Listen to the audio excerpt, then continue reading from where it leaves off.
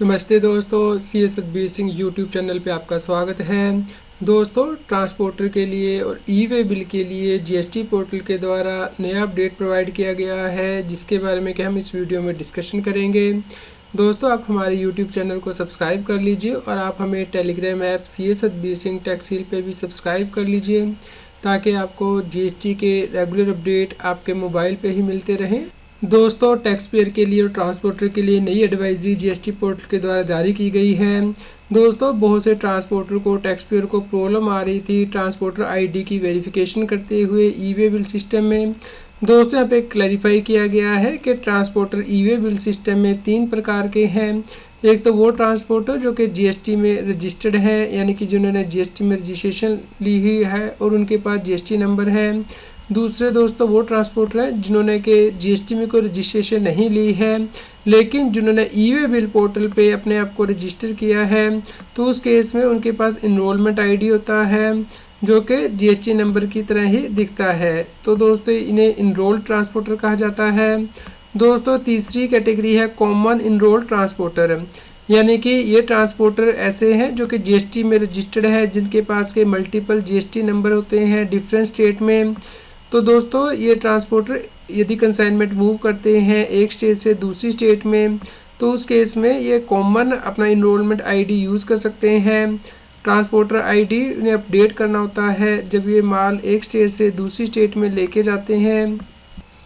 दोस्तों, GST portal के द्वारा फैसिलिटी प्रोवाइड की गई थी ट्रांसपोर्टर आईडी को अपडेट करने के लिए, कॉमन इनरोलमेंट फैसिलिटी ई वे बिल सिस्टम पे। दोस्तों, जो व्यक्ति जीएसटी में रजिस्टर्ड हैं ट्रांसपोर्टर, वो अपने मल्टीपल जीएसटी नंबर को क्लब कर सकते हैं और एक कॉमन इनरोलमेंट ले सकते हैं। जैसे कि दोस्तों, किसी ट्रांसपोर्टर के डिफरेंट जीएसटी नंबर हैं डिफरेंट स्टेट के अकॉर्डिंग, लेकिन वो एक कॉमन इनरोलमेंट नंबर ले लेते हैं जो कि 88 से स्टार्ट होता है और जीएसटी नंबर की तरह ही दिखाई देता है। जैसे कि आप यहाँ पे देख सकते हैं, ये कॉमन इनरोलमेंट आईडी है।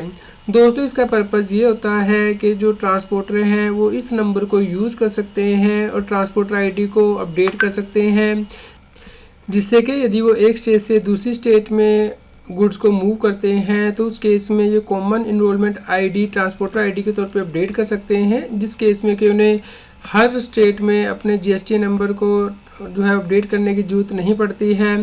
दोस्तों, यहाँ पे ये एनालाइज़ किया गया है कि जो ईआरपी सिस्टम या जीएसपी या ईएसपी एसएपी सॉफ्टवेयर है या फिर अदर ऑटोमेटेड सॉफ्टवेयर है, वो ट्रांसपोर्टर आईडी को वेरीफाई नहीं कर पा रहे हैं, जो कि यहाँ पे 3 कैटेगरी हमने डिस्कस की है, जिससे कि ट्रांसपोर्टर का जो बिज़नेस है इफेक्ट हो रहा है।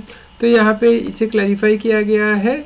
दोस्तों, जो सॉफ्टवेयर हैं ईआरपी, जीएसपी, ईएसपी और एसएपी, वो सिर्फ जीएसटी रजिस्टर्ड ट्रांसपोर्टर को ही वेरीफाई कर रहे हैं। इसके लिए वो गेट जीएसटी डिटेल्स एपीआई को यूज़ कर रहे हैं। दोस्तों, ये एपीआई जो है इनरोल्ड या फिर कॉमन इनरोल्ड ट्रांसपोर्टर को वेरीफाई नहीं कर पा रही है, उस केस में इनवैलिड स्टेटस आता है। इसके लिए एक और एपीआई को यूज़ करना होता है जिसका नाम है गेट ट्रांजिट डिटेल्स, जिसके द्वारा के आप enrolled and common enrolled transporter को वेरीफाई कर सकते हैं। इसलिए यहाँ पे ये क्लैरिफाई किया गया है कि in addition to get GST detail API, ERP system को एक और एपीआई को यूज़ करना है, गेट ट्रांजिट डिटेल एपीआई। दोस्तों, इन एपीआई की डिटेल इस प्रकार है। सबसे पहले टैक्स पेयर की वेरिफिकेशन के लिए गेट जीएसटी डिटेल्स एपीआई का यूज़ किया जाता है, ताकि जो जीएसटी नंबर रजिस्टर्ड है उसे वेरीफाई किया जा सके। यदि यहाँ पे इनवैलिड स्टेटस आता है, तो उस केस में आपको सेकंड एपीआई का यूज़ करना है, गेट ट्रांजिट डिटेल्स।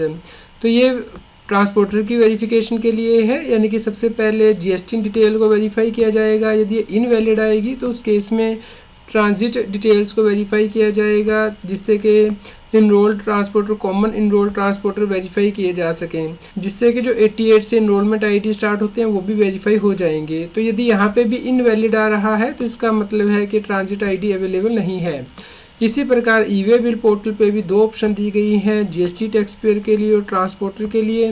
तो दोस्तों, जो टैक्स पेयर की ऑप्शन दी गई है सर्च करने के लिए, यहाँ पे आप वो टैक्स पेयर सर्च कर सकते हैं जो कि जीएसटी में रजिस्टर्ड हैं, लेकिन यहाँ पे जो इनरोल या कॉमन इनरोल ट्रांसपोर्टर हैं वो वेरीफाई नहीं किए जा सकते। दूसरी ऑप्शन ट्रांसपोर्टर की है जो कि ऐसे टैक्स पेयर की डिटेल आपको प्रोवाइड करती है जो कि रजिस्टर्ड हैं जीएसटी में या फिर इनरोल्ड हैं या फिर कॉमन इनरोलमेंट है जिनके पास, तो आपको ये API ही यूज़ करनी है। तो दोस्तों यदि आप ट्रांसपोर्टर को वेरीफाई करना चाहते हैं तो आपको सेकंड ऑप्शन को ही यूज़ करना है, यानी कि ट्रांसपोर्टर को सर्च करने के ऑप्शन को। दोस्तों आप इस एडवाइजरी को डाउनलोड कर सकते हैं, इसका लिंक इस न्यूज़ की वीडियो डिस्क्रिप्शन में दिया गया है। दोस्तों यदि आपका कोई क्वेश्चन हो GST से रिलेटेड तो आप हमें कमेंट करके ज़रूर बताएं। कृपया लाइक करें और शेयर करें ताकि सभी लोगों तक ये जानकारी पहुंच पाए और वो GST की कंप्लायंस कर पाएँ। रेगुलर GST और टैक्स अपडेट के लिए इस चैनल को सब्सक्राइब करें। फ्रेंड्स, आप TDS, इनकम टैक्स, GST और अकाउंटिंग सॉफ्टवेयर ऑडिट ट्रेल के साथ कंप्लायंस आसानी से कर सकते हैं। इन सॉफ्टवेयर के डेमो देखने के लिए आप हमें मोबाइल नंबर के साथ ईमेल कर दीजिए taxil@gmail.com पर। आप हमें टेलीग्राम ऐप CS टैक्सिल पर ज्वाइन कर सकते हैं ताकि आप GST और इनकम टैक्स के रेगुलर अपडेट अपने मोबाइल पर ही प्राप्त कर सकें।